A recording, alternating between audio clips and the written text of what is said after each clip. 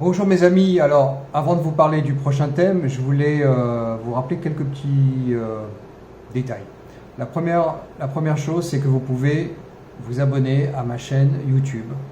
Il suffit de souscrire, je crois que si on appuie sur la cloche, et il faut avoir bien sûr un compte Gmail, mais pratiquement tout le monde en a un maintenant. Donc vous pouvez souscrire, vous avez immédiatement la notification quand je poste une nouvelle vidéo. Donc c'est pratique. Vous pouvez aussi commenter si ça vous fait plaisir. Et vous pouvez aussi apprécier le travail en cliquant sur le pouce levé. C'est marrant parce qu'ils disent ça en France, le pouce levé. En fait c'est un like. Et puis ça fait toujours plaisir. Et puis ça fait monter un petit peu l'algorithme de YouTube qui n'aime pas les esprits libres. Si tant est que j'en suis un. Bon. Alors aujourd'hui le thème, ça va être les dettes des étudiants américains et le coût de l'université américaine aujourd'hui. Alors, c'est un sujet un peu délicat parce que, évidemment, comme dans tous les pays industrialisés, la voie universitaire, c'est la voie royale pour les étudiants afin de trouver un bon travail, bien payé, prestigieux, plus ou moins. Bon. Et le problème, c'est que c'est plus le cas. En tout cas, ça devient de moins en moins le cas. Voilà, je vais être un petit peu plus modéré sur mes propos parce que, évidemment, ça dépend du milieu duquel on vient. Évidemment, ça a toujours été le cas d'ailleurs. Quelqu'un d'un milieu modeste va avoir beaucoup plus de mal à bonifier son acquis universitaire que quelqu'un qui vient d'un milieu dit privilégié, ou en tout cas d'un milieu dont les relations socio-professionnelles sont très étoffées, et qui permet à ces gens-là d'avoir très très vite un réseau professionnel efficace pour avoir une carrière beaucoup plus rapide et ou beaucoup plus intéressante. Voilà. Alors, pourquoi je vous parle de ça? C'est parce que pendant le Covid, le gouvernement américain avait décidé de geler les remboursements des prêts étudiants. Donc les étudiants qui avaient fini leurs études et qui étaient en cours de remboursement des prêts n'avaient pas à les rembourser. Il y en a qui vont continuer à les rembourser parce que finalement ça vaut la peine de le faire, ça dépend dans quelles conditions financières on est bien sûr et dans quel état d'esprit on est. Mais c'est vrai que certains ont continué à les rembourser, d'autres n'ont pas eu à les rembourser parce que le gouvernement a d'office suspendu les remboursements. Donc il n'y avait aucune démarche à faire, ils ont stoppé les remboursements, ils ont suspendu les remboursements pendant au moins 3 ans. Malheureusement, ils n'ont pas pu continuer cette politique parce que, en fait, l'idée du gouvernement Biden, en tout cas, c'était de purement et simplement annuler la dette pour tous les étudiants. Donc ça aurait coûté, je sais pas, je crois que c'était entre 400 et 700 milliards de dollars. Bon, c'est un truc fou, enfin, impossible à passer devant le Sénat ou devant la Chambre, surtout le Sénat d'ailleurs. Donc ils n'auraient pas pu faire passer ça. Donc qu'est-ce qui s'est passé? Ils ont quand même décidé de le faire. Ils sont passés en force. Pas par la voie législative, mais par la voie réglementaire, par une décision du président. Évidemment, il y a eu des recours en justice. C'est allé jusqu'à la Cour suprême qui a dit non, c'est pas légal votre truc, vous pouvez pas le faire. Bon, donc c'est tombé à l'eau. Alors, ce qui est très intéressant, c'est le timing choisi par Biden. Il avait fait cette annonce quelques semaines, si ma mémoire est bonne, quelques semaines avant les midterms de 2022.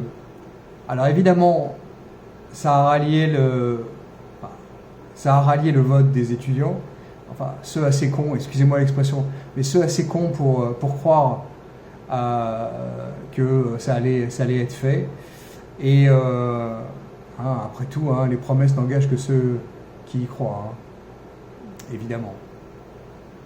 Et donc, ce qui s'est passé, c'est que ça a permis de limiter, pour les démocrates, ça a permis de limiter la casse, parce que finalement, ce qui s'est passé, c'est que les républicains ont remporté la majorité à la Chambre des représentants, mais pas au Sénat. Donc, pas une situation idéale pour les républicains, mais enfin bon, les républicains n'étant pas des gens extrêmement ni téméraires ni courageux, bon, mais c'est problématique pour avoir une large majorité pour faire passer des choses complètement insensées comme les démocrates aiment le faire. Bon, donc cette dette étudiante est monstrueuse, c'est des centaines de milliards de dollars comme j'ai dit, et malgré tout, alors après la décision de la Cour suprême qui est intervenue il y a quelques mois, le gouvernement américain a décidé de donner la possibilité à certains étudiants, en fonction de leurs revenus d'ailleurs, non pas de suspendre le remboursement, mais de le diminuer fortement ou de l'étaler sur une plus longue période. On appelle ça une consolidation, ou alors un refinancement, ou alors un ajustement des remboursements en fonction des revenus de l'étudiant, enfin de l'ancien étudiant qui est aujourd'hui sur le marché du travail avec une dette quelquefois colossale. Alors pour vous donner une idée des dettes, parce que c'est très variable, il y a des étudiants qui font leurs études dans des universités publiques. Je suis obligé d'expliquer ce que c'est que le système universitaire américain pour que vous puissiez comprendre. Si vous faites des études dans une université publique et que vous êtes résident de cet État,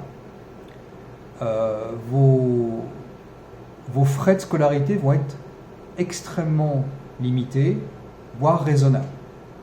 Bon, par exemple, en Floride, c'est, si ma mémoire est bonne, c'est environ 6 ou 7 000 dollars par an, ce qui est ridicule pour les critères américains. Évidemment, en France, 6 ou 7 000 dollars, c'est beaucoup d'argent. Bon, mais l'Amérique n'est pas encore un pays socialiste, donc il faut voir ça en fonction des habitudes et des coûts d'autres prestations. Il y a des universités publiques qui peuvent coûter jusqu'à 20-25 000 dollars par an, c'est le cas par exemple à New York. Sans bourse, avec bourse ça peut être beaucoup moins, c'est très variable. Bon. Maintenant il y a ce qu'on appelle les universités privées. Alors bon, il y a la terminologie, universities par exemple en anglais, ce sont des institutions qui délivrent non seulement des diplômes, ce qu'on appelle undergrad, c'est-à-dire bac plus 4, ou alors des graduates, c'est-à-dire bac plus 5, voire plus si vous faites un doctorat, voilà, un PhD. Et alors que les collèges sont en général des institutions qui ne délivrent que des diplômes, alors bac plus 2, il y en a, ça s'appelle des associate degree, ou alors bac plus 4, donc c'est les bachelor degree, et bac plus 5, 5,5, ça dépend, c'est des master's degree, et sinon c'est des PhD et des doctorats, voilà.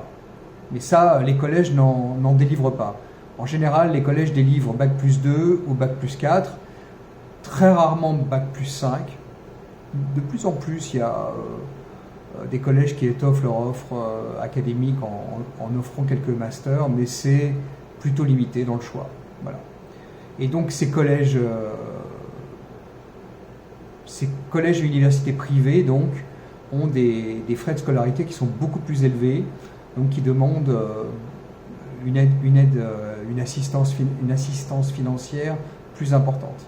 Alors, il y a plusieurs types d'assistance financière. Il y a les prêts. Bon, par définition, un prêt, ça se rembourse. Il y a des prêts qui sont obtenus en général par l'étudiant auprès de l'État fédéral. Je précise, c'est fédéral tout ça. Donc l'État fédéral peut et prête sans condition de ressources véritables, seulement quelquefois ils veulent ils veulent ce qu'on appelle un co-signer, c'est-à-dire quelqu'un qui signe avec l'étudiant. Bon, évidemment, quand c'est un adulte, ça n'a pas d'intérêt, mais quand c'est quelqu'un de jeune, voire très jeune, c'est plutôt recommandé, surtout si, alors c'est ma transition, surtout si c'est un prêt privé. Il y a beaucoup d'institutions financières, notamment des banques ou des sociétés de prêts privés qui prêtent. Et là, dans ces cas-là, il faut absolument un co-signer, un co-signataire ou un co-emprunteur. Pour l'État, non, c'est pas essentiel, sauf certains types de prêts. Et ça, c'est un peu plus compliqué. Il y a, par exemple, des prêts pour des, comment on appelle ça, pour faire des facs de droit ou des facs de médecine. Bon, quelquefois, ils conjuguent privé et public, et donc pour obtenir un financement, il faut avoir un co-emprunteur. Bon, voilà. Donc c'est voilà comment ça se passe. Alors les frais de scolarité, évidemment, dans les universités privées peuvent monter à 50-60 000 $ facilement par an. Et ça inclut ou ça n'inclut pas les livres, la cantine et aussi les frais d'hébergement. Parce qu'il y a beaucoup d'étudiants qui vivent sur le campus pendant 4 ans ou 5 ans, ou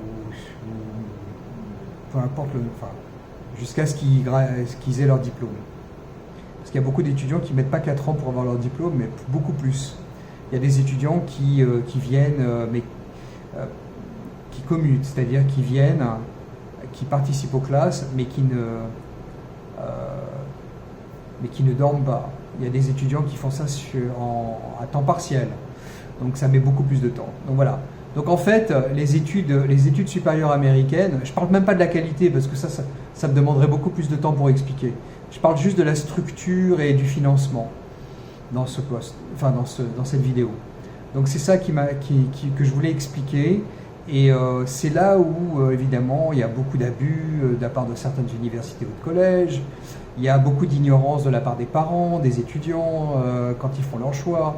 Enfin bon, il y a aussi beaucoup d'illusions sur la qualité des institutions.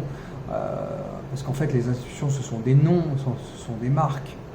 Et donc, les étudiants sont influencés par ça. Bon, le recrutement est fait... alors, la sélection des étudiants se faisait sur la base d'une discrimination positive, laquelle a été aussi annulée par la Cour suprême il y a très peu de temps aussi.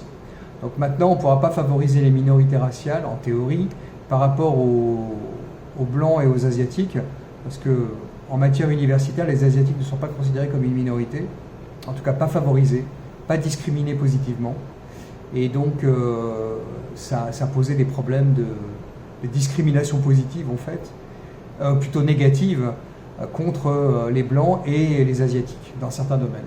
Bon, donc ça va être réévalué, et c'est un autre sujet, donc je ne veux pas en parler ici, parce que déjà j'ai passé beaucoup de temps à expliquer la structure et le fonctionnement et le financement. Voilà, donc je vous rappelle, souscrivez à mon canal, et pouce levé s'il vous plaît, merci, et faites passer, distribuez mes vidéos à vos proches. Merci beaucoup.